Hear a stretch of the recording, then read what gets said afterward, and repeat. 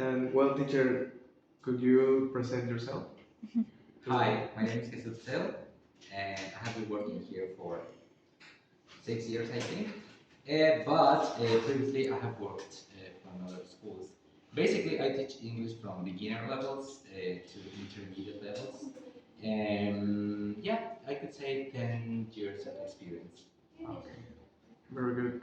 Could you give us maybe one or two advices for teaching teenagers? Okay, a bit of advice for teaching teenagers. Well, I have to say that it's a very complex stage of life, right?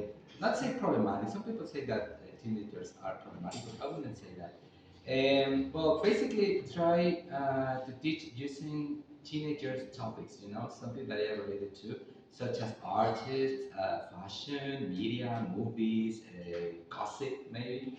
And because they get more attention. So when students are exposed to those topics, they can easily get concentrated.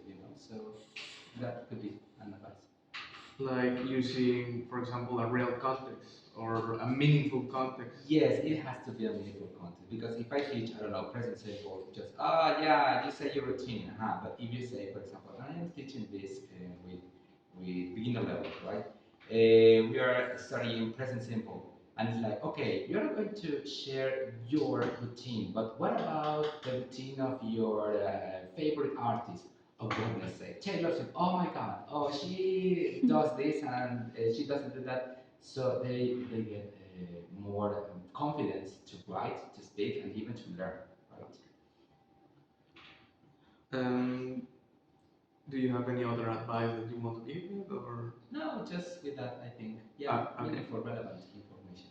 Okay, now could you explain to us three important characteristics of these special groups of teenagers? Well, most of them have a brain fog, like they are not very focused, they're unfocused. And they always get distracted easily. So, the bee is going and flying, oh, say, look at the rain, right? So that can be difficult, but it's something that you have to consider. They need real examples, as we were saying, meaningful content, and something that they can link to their context, something that they like, something that they prefer doing. So rather than just saying examples, the Beatles were a good band, but who were the Beatles? This generation do not listen to the Beatles, but talk them about, I don't know, Bad Bunny and things like that. All of those bands, and they can learn easily. Another characteristic, they prefer active over passive learning experiences.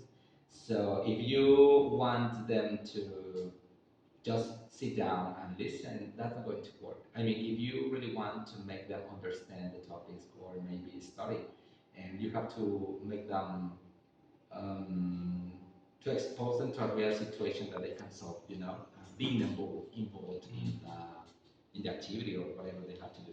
That's better. Okay. Um, could you tell us maybe techniques that works best in these groups? Well, this in general. I mean, there's a slight difference between first year and second year, obviously third year, but basically I try to do the same techniques because they have worked so far. For example, the number one, as we were explaining, make the content relevant and meaningful. That's the first thing. If you do not relate the topics to anything, or if just say examples with no content, with no, how can I say, something that they can get familiar with, So they need to put that information into practice, something that they can learn, right? Another technique, I like to do brain gymnastics before explaining a content or especially difficult or complex content, I don't know, we're going to do brain gymnastics. So you're going to raise your hand, or you're going to say the chord, we're going to say this, something that is easy and it doesn't take longer. It's like 5 or 10 minutes, right? But that, and they get, oh yeah, wow, this is amazing. Yes, now I'm ready. So you can teach, and you can, share that information, and then relate to another topics. And another technique, technology. It is important to use technology, such as Not always writing on the board. Well, sometimes it is necessary, but yeah, you can vary those techniques, such as PowerPoint. In my case, I prefer using Kahoots. Okay, Word documents online, but students can get involved. And they have a Word document. You're going to be working with this and that, and you're going to be working together. Okay, and they can work on the same page, and that is a good strategy that I like to do in class. Okay. As a last thing, a golden piece of advice or an important advice for the teachers that want to give classes to teenagers that you could give us? Don't do it.